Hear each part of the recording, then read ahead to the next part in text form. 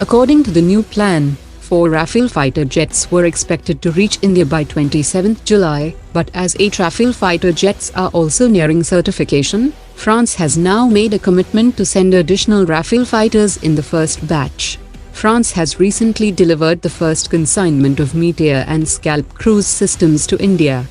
Apart from helping out with vital intelligence and satellite imagery, the US has asked India to share a list of all requirements with a commitment to be of assistance at the earliest, and will also dispatch the Excalibur precision artillery rounds shortly.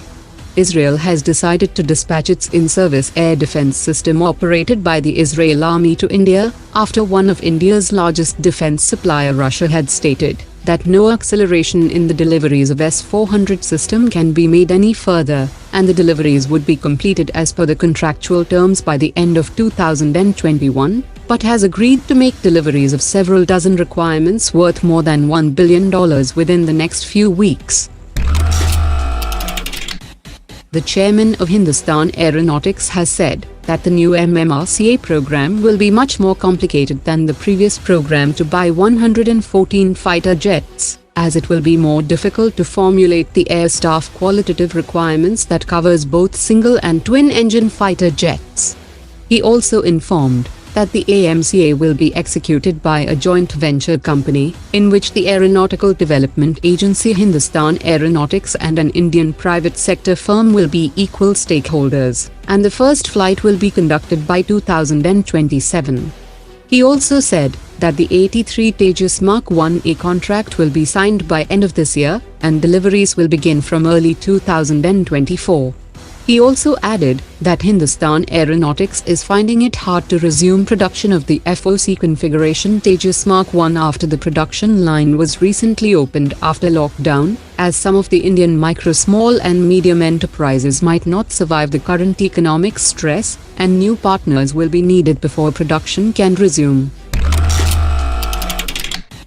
Chinese media has reported that China has decided to centralize management of its reserve forces, and from 1st of July 2020, the leadership of the reserve force will shift from the People's Liberation Army to the direct leadership of the central government and the Central Military Commission, and the Chinese president is the current chairman of the Central Military Commission. The navies of India and Japan have started a joint naval exercise in the Indian Ocean, and the timing of the exercise is seen as a direct message to China, as Japan was one of the few countries which strongly supported India in Doklam 2017. A top Indian Navy officer has said that exercises like these will remind China that the Indian Navy can quickly deny any air cover for Chinese naval assets in the Indian Ocean, and that the Indian Navy is fully ready with such plans.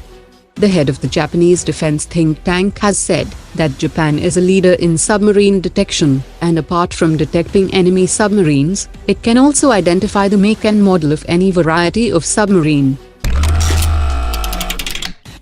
The main Chinese Hotan Air Base in the region has around 40 fighter jets, few AWACS and armed unmanned aerial vehicles, while the second Chinese base has 8 H-6 aircraft, with few fighter jets deployed in other Chinese air bases.